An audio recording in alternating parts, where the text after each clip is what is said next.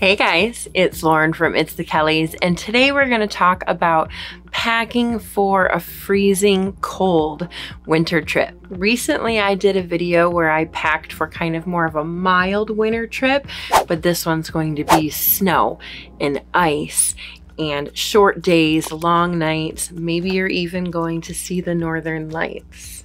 And I really think that people need help with this kind of packing. And whenever I say that I did trips like this in a carry-on, people are like, what?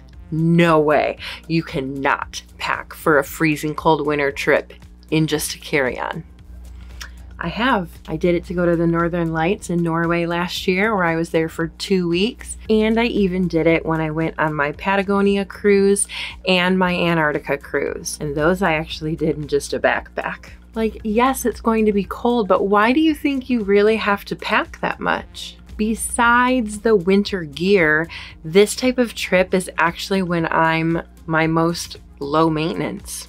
I actually did a video of this exact same topic last year. The video is still up. You can totally watch it. I will link it down below. It was a really good trip and I was really well prepared. However, there are a few things that I brought on that trip that I really didn't need and things I learned along the way. So not only am I going to show you everything I'm going to pack, but some little tweaks I've made since making that video last year. Also, welcome to my new studio. Do you guys like it? The Luggage studio was just getting to be a little bit too much when I was making packing videos and showing you guys the fashion, so I decided to make this too. Okay, so the type of trip we're going to talk about today could definitely be the trip I did last year or even going to Antarctica, but really you could use this video for any type of trip that you are going on where there will be snow on the ground. The biggest takeaways from this video are going to be wearing merino wool, waterproof gear, and realizing that you do not need a different sweater for every single day that you are gone. Come on, you don't. I will show you guys all of the fashion. I will show you guys all of the gear and any little essential I am bringing, and I will pack it all in packing cubes and in a carry-on bag. I will not be doing a personal item for this video because the personal item in these packing videos is always the same. It's just going to be anything essential that you need on your flight. Okay, so I'm about to show you guys everything, but first let's talk about some scenarios. Your days in the winter are going to be very short. They will be sunny. They'll probably be cold, which means it's going to get dark and cold for a good portion of your day. Now, let's say you're going to go do the Northern Lights. That means around 5, you're going to be picked up to go do those type of excursions. But if you're not going to go and do that, then maybe you're just going to leave your hotel and walk around town and maybe even go to a nice dinner, which means you might want to look nice and not wear your waterproof gear that night. So we are going to pack an outfit or two that you can really just have a nice evening out in. So let's go ahead and take a look at what I'm bringing. My new garment rack. I built it myself. This is everything that I will be bringing. Some of it I will wear on the plane and some of it will be in a packing cube. It doesn't look like a lot, and that's because it's not. The first thing that you're going to need is a really good pair of waterproof pants. Whether it is snowing, sleeting, raining, or if you're building a snowman, you're gonna get wet. So waterproof things are going to be essential, and if they're not waterproof, then they need to be able to dry quickly. This is exactly what I wore in Norway every single day. And if I had these when I was in Antarctica, I would have worn these every single day there as well. Do you need 4 pairs of waterproof pants? No. They're going to potentially get wet and then they will dry, and that is it. And you'll probably be wearing more underneath it as well. So if you're all weird about these touching your body, they're really just going to be touching your thermals. Now last year I packed this sweater, which was very warm. It is alpaca and it is very lightweight, but it is just kind of bulky. Honestly, I was almost a little bit too warm. Also, when I wanted to just kind of go out at night and go to a dinner, I just really didn't feel nice looking at all. And I wished I would have brought just a better looking sweater for those evenings. One that I could still wear to keep warm, but one that I could wear to look a little bit more presentable and less expedition-ish. So this time I'm gonna opt to just bring a nice little sweater that still keeps me warm. It's not anything wool. You can definitely bring a wool one if you want to, but this is going to pack up a lot smaller. This is a nice little lightweight sweater from Athleta that I did bring to Norway with me last year. It's super, super comfortable. It really kept me warm. You can dress it up or you can dress it down. And then I'm gonna go ahead and add this other little lightweight batwing sweater because these are the type of things I lived in a little bit more when I wasn't necessarily doing Northern Lights expeditions. So these are the things that I didn't do that I would just feel a little bit better if I had done, because I was so prepared for the outdoors and didn't really think about the indoors where it's going to be warm. Now we're going to talk about merino wool, and you guys have heard me talk about this a lot. These two shirts are from the company Wool and I have used a ton of their stuff. This one is a short sleeve one and this one is a long sleeve one. And the thing about merino wool is that it's going to perform regardless of the temperature that you are in. So if you're wearing this in the summer, it's going to keep you cool. If you're wearing these in the winter, it's going to keep you warm. Now, real quick, I want to talk about thermals because I had gotten some thermals off of Amazon last year and they ended up not being great. And I ended up wearing my merino wool long sleeve shirt and my merino wool leggings for all of my gear when I was going outside, especially when I was going outside for the Northern Lights overnight excursions in the middle of a field in Finland. I'm also just going to pack another little basic shirt. This is something I really felt like I didn't have. I was just wearing that merino wool shirt all the time, and I really just wanted just a nice, cozy, normal one. Now we're gonna get into pants that aren't waterproof. So I'm just gonna pack one little pair of pants. This is just a nice little pair of pixie pants from Old Navy. And then I just have two pairs of leggings, merino wool leggings, essential. Now let's go ahead and talk about shoes.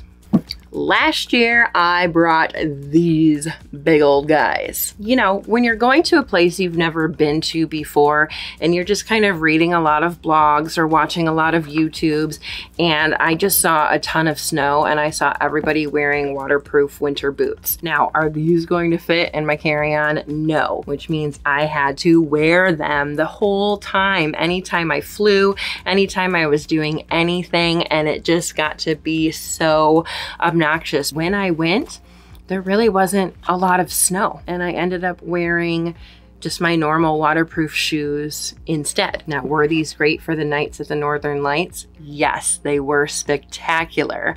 However, most Northern Lights excursions, or if we're going to talk about Antarctica, will give you boots. In fact, if you go to Antarctica, you can't even wear your own boots. They're going to give you boots, and it's going to be mandatory to wear them when you actually get on land. Go ahead and check the weather and check the snowfall for that time of year. And I remember texting Brian being like, will you be mad at me if I mail these home? Because that is how much I did not want to wear these. So what would I bring instead? If I were doing my exact same trip for a second time, I would go ahead and do waterproof boots more like this. These are Vessi Stormburst, and these are their answer to hiking boots. 100% waterproof because of the Duraflex technology. If there's only gonna be a little bit of snow, then I would just do these.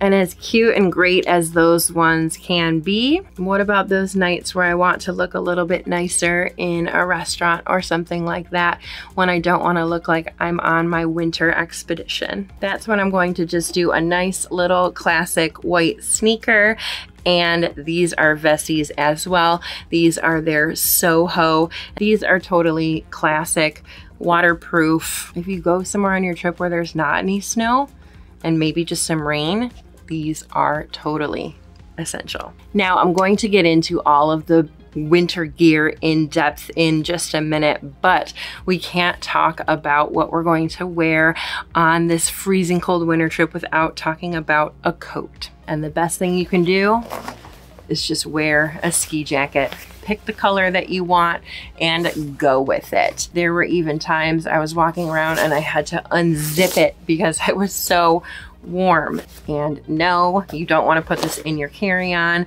When you are flying around in the winter, everybody will carry on their coat in their arms. Just hold it and put it in the overhead bin. Everybody does it. And then one more thing I want to mention is that last year I did bring a packable backpack, which I will show you guys in a little bit, but I also brought my crossbody purse that I always bring, and I didn't really end up using it that much. Honestly, the ski coat had so many pockets that I had a lot of room for everything in there. So for this trip, I will pack my Haze puffer sling, because then anytime you're just around town and need to grab something, it's fine. And you don't need to think about putting your gloves and everything in here because those will be in your pockets of your coat. The whole wardrobe is going to fit in this little medium-sized packing cube from Haze.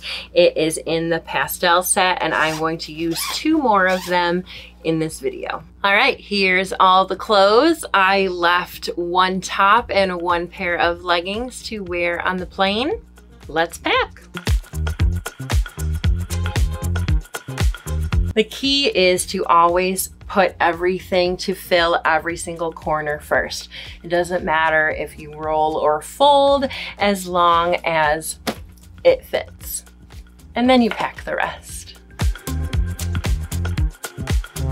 Done. Now in this packing cube, which is the same pastel packing cubes from Haze, and I do love to really separate my packing cubes by colors. So you're going to see that when I open my bag, I have the mint color for my clothes, because I'm gonna have another packing cube with undergarments. But then the nude color one is going to be for my winter gear. There's not every day I'm going to need to go into my winter gear packing cube. I don't have to touch it. So let me show you what's in here. First thing I have are these little boot cleats that you just strap onto the bottom of your boot in case you do have to walk uphill or downhill in a lot of snow. In downtown Tromsø, there is some hills. I just didn't really experience as much snow or ice as I thought I would have to. So again, check the weather, figure out what you need. I also have several pairs of these hot hands for your hands and for your feet. I didn't need them during the day at all, but at night during my excursions, this was very helpful. 2 winter hats. This one my aunt made for me and I packed it last year and it was great and kept me really, really warm. But when it actually snowed, it would get wet. It still needs to dry. So when it came to my hat and came to my gloves and mittens, I actually ended up getting a second one. I would leave this one to dry in my room on the heated floor of my bathroom. And then this would be my second one that I would wear, and I would flip-flop the entire trip. These were my little waterproof gloves. And then these are the ones I ended up buying in Norway to keep me extra warm. The outside is waterproof and the inside is really nice and cozy. However, when I was just out and about and needed some gloves for my hands but didn't actually want to have the big guys, like during the day, I would just wear these little ones where my fingers could actually just pop out, or I could cover them up. But just when your hands are a little bit chilly and you want them to be free, I love having these. I also had this little neck gaiter here instead of packing a big huge scarf, and it keeps you 2 warm up over your face when you're waiting to see the northern lights. It's incredible, but this is not something you'll really need during the day. And then I have 2 pairs of wool socks. There were definitely times that I wore 2 pairs at night, but I really only had 1 pair on during the day. And if I didn't wear my snow boots and I just wore my normal sneakers, then I just had a normal pair of short socks, but still merino wool. So again, this is all the winter gear. It all fits in that small packing cube. Then we can move on to the other small packing cube. Again, this is the one from Hayes that is mint. So in here, I have those 2 pairs of merino wool socks. I have 1 bathing suit because I did go do a plunge, or maybe there's a jacuzzi at your hotel. Then I just have 1 little pair of pajamas. And then this is a baggie full of all of my underwear. There are 8 pairs in here. And one thing I'm also going to put in here that I didn't pack last year is actually a waterproof bag from Aloha. If any of your stuff gets wet and you don't want to just go throw it in your backpack, you can put all your stuff in here. Now let's go ahead and pack everything, and we will pack it into my Hayes Earth Tones carry-on. This is a perfect size carry-on. Okay, so this is the side that has the compression. So this is the side we will put the cubes on. This is our cube with all of our clothes, and it's the heaviest, so we will put it down on the bottom. And then this is that one with all of our undergarments. And then we have our packing cube with our winter gear. I am going to pack this foldable backpack because backpacks are great when you go on an excursion. Then we will pack our Vessi Soho shoes. And then of course I will pack my toiletries bag from Trip to Travel Gear. I love this one because it is a hanging one in case you don't have a lot of room in your hotel, but it also doesn't take up that much space. Now, I did do a video while I was there of what's in my toiletries bag. But you guys, honestly, the whole reason that I did my hair and makeup that day was because I had already promised you a video of doing it. In reality, I never really put makeup on at all. My face was gonna get wet. It was gonna get cold. It was gonna get red. I needed chapstick. I needed moisturizer. I needed stuff to wash my face. And I never really did my hair. I packed a flat iron and I never used it at all. If anything, my hair would get wet and I would braid it and then take it out of the braids to have a little bit of a crimpy flow. And that's about it. Keep it minimal. You do not need a smoky eye to go see the northern lights. As for any type of camera gear or anything like that, I did end up doing a video about how to dress yourself and what to pack if you're going on a Northern Lights excursion, and explaining to you what the Northern Lights actually are. And I think it was actually one of my best, most informative videos. So if you are going on a trip like that and you have watched this to learn how to pack, watch that video because it's really helpful. Everything. Because I learned a lot about what to expect, and I learned a lot about the camera gear and how to get the photos. And in that video, I teach you everything. All right, so what did we learn today, you guys? Underneath your ski jacket, does it really matter what you're wearing that much? You're going to have some outfits so that you can look cute to go out in, but your expedition gear, wear it every night. If this was a trip for Antarctica, that would be my same outfit every time I went out into the snowy abyss, okay? Again, you don't need one sweater for every single day that you are gone, I promise you. The biggest takeaway is merino wool, waterproof gear, you don't need a ton of sweaters, and pay attention to the weather. Oh, and also a portable charger because your phone battery is gonna die real fast in that cold. All right, guys, thank you so much for watching. Enjoy your frozen vacation, and let me know how it goes. We'll see you next time. Bye.